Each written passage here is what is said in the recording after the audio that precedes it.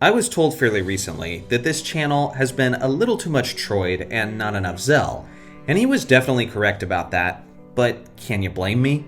We finally got Metroid Prime 4, a game that we waited anxiously for through 8 years of development time and 18 years in total. With that being said, I speak for quite a few Metroid fans when I say that it didn't live up to our expectations. Sure, it's a good game, but it didn't quite meet the lofty expectations set by the previous 3. Guys, I don't think I can say the same about Age of Imprisonment.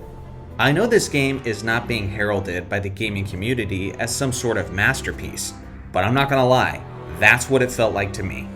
This beautiful title was so above and beyond what I expected from it. And yes, I had played the original Hyrule Warriors and the original Age of Calamity from beginning to end. But still, this one hit different. Now let me clarify something. This is a Muso game, which is a very specific genre. Picture games with the hack and slash combat of Ninja Gaiden, Bayonetta, or the original God of War games. And now crank that combat up to 100, or maybe even up to 1000, and that's a Muso game. It's basically a power fantasy of one guy taking on thousands. It takes a bunch of characters from a beloved IP and essentially turns them all into badasses. Suddenly, everybody in the Zelda franchise feels like Ryu Hayabusa, and personally, I just love that. One of the major criticisms about this genre is that the gameplay tends to be quite repetitive. And yes, this is certainly true. There's a lot of combos, there's a lot of upgrades, there's a lot of different playable characters, which certainly help with that. But at the end of the day, you are going to be killing hundreds and hundreds of enemies, potentially even thousands and thousands of enemies, in a very similar fashion. If you're someone who isn't historically a big fan of Muso games, then realistically, there's probably nothing I can say to make you like this game. I tend to like that genre, although I will admit I'm not necessarily well versed in Muso games across the board.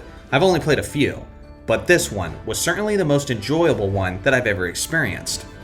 First off, one of the more enjoyable experiences of this game was the fact that this Zelda game was actually canon. In Age of Calamity, it all played out more like a giant what-if story. And for me, that was really a bittersweet experience, because although the game was fun, it really just eliminated a lot of the tension that I would have had, because I was witnessing everything being like, none of this is real, none of this actually happened. So it just kind of killed a lot of the suspense, tension, and emotion that I should have experienced going through that game.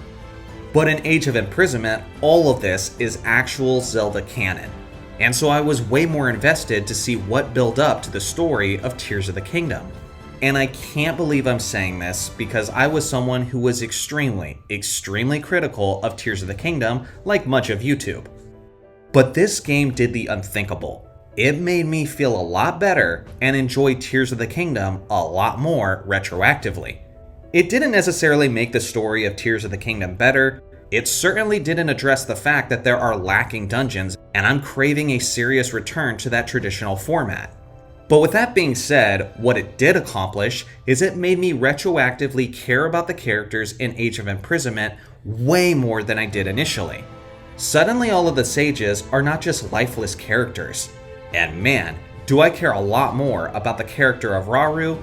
I expected Age of Imprisonment to be heavily focused on the character arc of Zelda. But to my surprise, this game really felt like Raaru's story. But I was totally okay with that. As someone who absolutely loves Ocarina of Time, and do believe that it's the greatest video game ever made, I am now someone who likes the new Raaru way more than the old one. He's just an incredibly likable character in general. He's calm, he's stoic, he's gentle, yet powerful. But he's also an emotionally complex character, who goes on the hero's journey as he tries to lead his people to victory. Although the gameplay was absolutely thrilling in this game, honestly, a lot of the times I couldn't wait to get through it just so I could see what happens in the next chapter of the cutscenes because I was so invested in Raaru's story. But for the most part, I think what most people are going to be invested in is actually the gameplay. And man, it is just so buttery smooth, so beautiful, and was done in a way that was way better than Age of Calamity. Unfortunately, in Age of Calamity, I don't think there was enough incentive to play as a variety of characters.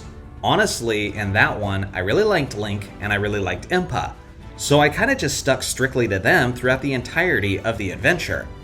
But in Age of Imprisonment, not only are there a ton of fun playable characters, but because of the different sync moves that you can do together, there is a lot of incentive and a lot of prompts to be constantly changing from one character to another.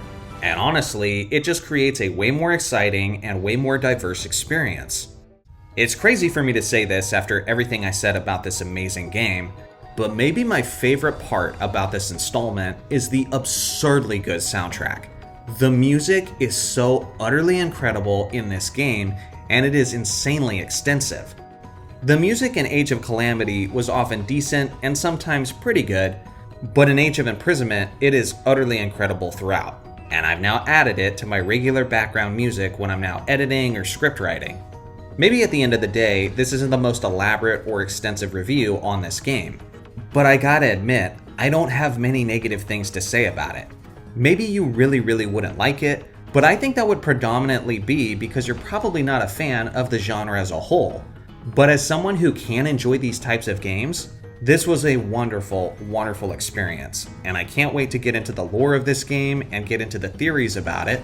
And like I said before, I wasn't the biggest fan of the story of Tears of the Kingdom, but this one certainly made me feel better about the characters and about the universe as a whole. If you've played Age of Imprisonment, please let me know in the comments section what you thought of it. And if you haven't yet, let me know what's causing the hesitation. I look forward to hearing your thoughts in the comments section below. Thanks for watching as always, make sure to like and subscribe for more Zelda and Metroid content, and I'll see you guys in the next video.